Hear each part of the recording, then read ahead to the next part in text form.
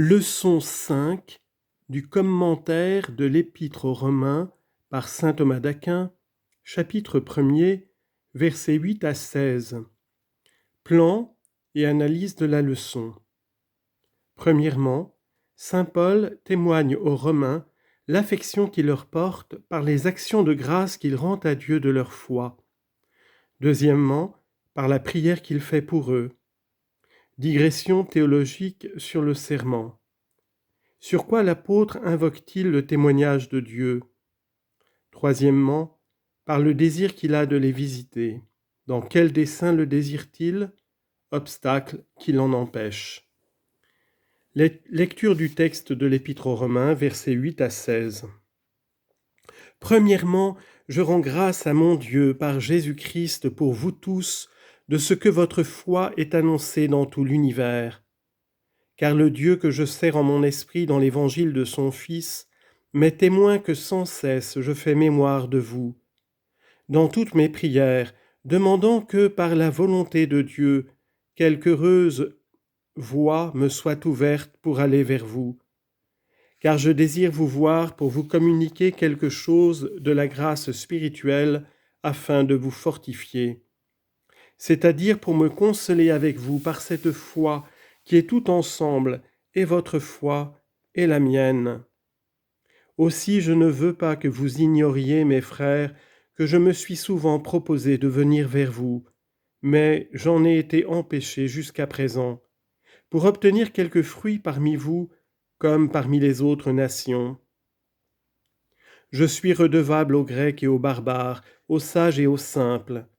Ainsi, autant qu'il est en moi, je suis prêt à vous évangéliser, vous aussi qui êtes à Rome, car je ne rougis point de l'Évangile.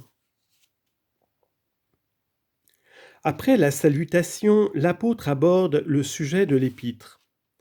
Il témoigne premièrement son affection à tous ceux auxquels il s'adresse, afin de les rendre bienveillants. Secondement, il leur expose la doctrine véritable sur la vertu de la grâce de Jésus-Christ en disant « Elle est la vertu de Dieu ». Or, il montre son affection par ses actions de grâce pour les biens qu'ils ont reçus, premièrement, par les prières qu'il fait pour eux à partir de ces mots « Dieu m'est témoin », deuxièmement, par le désir qu'il a de les visiter à partir de « demandant si par quelque moyen », troisièmement. Premièrement, sur l'action de grâce, il faut remarquer trois choses.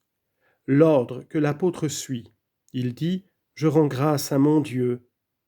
Il est nécessaire en effet de remplir d'abord ce devoir en toutes choses. 2 Thessaloniciens 5, 18 « Rendez grâce à Dieu en toutes choses ». On n'est pas digne de recevoir un bienfait quand on ne remercie pas après l'avoir obtenu. Sagesse 16, 29 L'espérance de l'ingrat se fondra comme la glace de l'hiver. Et au livre de l'Ecclésiaste 1, 7, les fleuves reviennent au lieu d'où ils sont sortis. Parce que les bienfaits par l'action de grâce retournent à leur principe, pour redescendre de nouveau par le don de nouveaux bienfaits. Or, dans toutes nos demandes, dans toutes nos actions, le secours divin nous est nécessaire. Voilà pourquoi, en toutes choses, nous devons remercier. Deuxièmement, saint Paul désigne trois personnes, dont la première est celle à qui s'adresse l'action de grâce. Il la nomme en disant « à mon Dieu », c'est-à-dire à celui à qui est due l'action de grâce pour tout bien, parce que ces biens découlent de lui. Lettre de saint Jacques, chapitre 1, verset 17, « Toute grâce excellente et tout don parfait vient d'en haut. » Quoique Dieu soit le Dieu de tous par la création et par sa providence, Galates 4, 1, cependant il est d'une manière spéciale le Dieu des justes. Premièrement à cause du soin particulier qu'il en prend.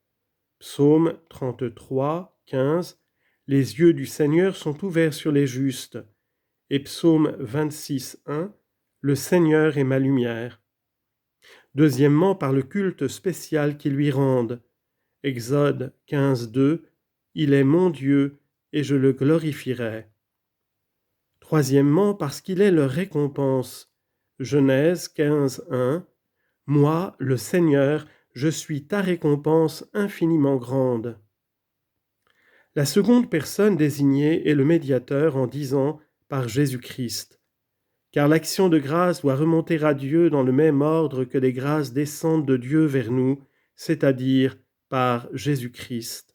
Romains 5, 2, en qui par la foi nous avons accès à la grâce en laquelle nous sommes établis. La troisième est la personne de ceux pour qui il rend grâce, et il les fait connaître en disant « pour vous tous », parce qu'il regarde leurs actions de grâce comme les siennes propres, à cause du lien de la charité, comme s'il disait « je n'ai pas à remercier davantage pour avoir appris ». Il dit expressément « pour vous tous », parce qu'il désire être agréable à tous. 1 Corinthiens 10, 33. Comme je m'efforce moi-même de plaire à tous en toutes choses, et qu'il souhaite le salut de tous. 1 Corinthiens 7, 7. Je voudrais que tous fussent tels que je suis moi-même. Troisièmement, l'apôtre expose le motif de l'action de grâce en ajoutant « de ce que votre foi est annoncée dans le monde entier ». S'il remercie pour la foi, c'est qu'elle est le fondement de tous les biens spirituels. Hébreux 11, 1. La foi est la substance des choses à espérer. Or, les Romains sont loués de leur foi parce qu'ils l'avaient reçue promptement et qu'ils y persévéraient avec courage. Aussi, jusqu'au temps présent, comme saint Jérôme le remarquait déjà en expliquant l'épître aux Galates, on voit chez les Romains de nombreux témoignages de foi quand on visite les saints lieux. Cependant, leur foi n'était pas encore parfaite, car quelques-uns d'entre eux s'étaient laissés surprendre par de faux apôtres qui les portaient à mêler à l'Évangile les cérémonies de la loi. Mais saint Paul se réjouit de cette foi parmi eux, non seulement à cause d'eux-mêmes, mais encore pour le bien qui en résultait, parce que les Romains, étant les maîtres des nations, leur exemple attirait à la fois les autres gentils.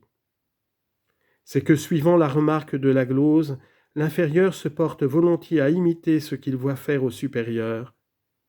Aussi avertit-on les chefs des églises, 1 Pierre 5, 3, de devenir les modèles de leurs troupeaux par une vertu qui sorte du cœur.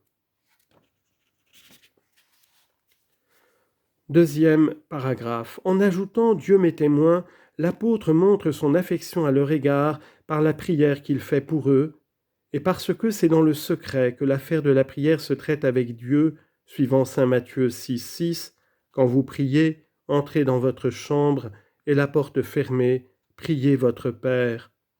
Il appelle Dieu à témoin qu'il prie pour eux. Premièrement donc, il invoque ce témoignage.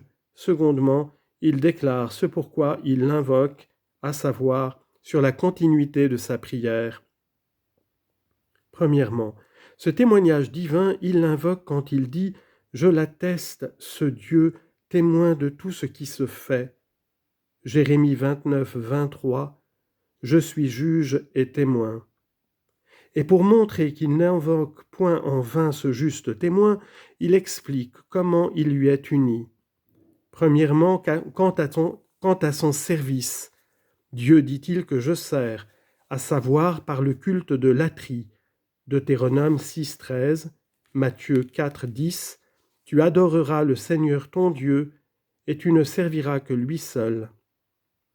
Deuxièmement, quant à la manière de le servir lorsqu'il dit « en esprit », comme s'il disait non seulement d'un culte extérieur et corporel, mais principalement d'un culte intérieur et spirituel. Jean 4, 24, Dieu est esprit, et il faut que ceux qui l'adorent en esprit et en vérité. Ou bien, en esprit, c'est-à-dire par des observances spirituelles et non charnelles à la manière des Juifs. Philippiens 3, 3, nous sommes la vraie circoncision, nous qui servons Dieu en esprit. Troisièmement, quant à l'office dans lequel il le sert, à savoir dans l'évangile de son Fils, suivant ce qui est dit plus haut, choisi pour l'Évangile. Or, cet Évangile est triplement celui du Fils de Dieu, d'abord parce qu'il en est le sujet. Luc 2, 10. Je vous annonce une grande joie. Ensuite, parce qu'il l'a annoncé par lui-même et en vertu de son office propre. Luc 4, 43. Il faut que j'évangélise aussi le royaume de Dieu aux autres nations, car c'est pour cela que j'ai été envoyé. Enfin, parce qu'il a donné l'ordre de l'annoncer. Marc 16, 15. Prêchez l'Évangile à toute créature.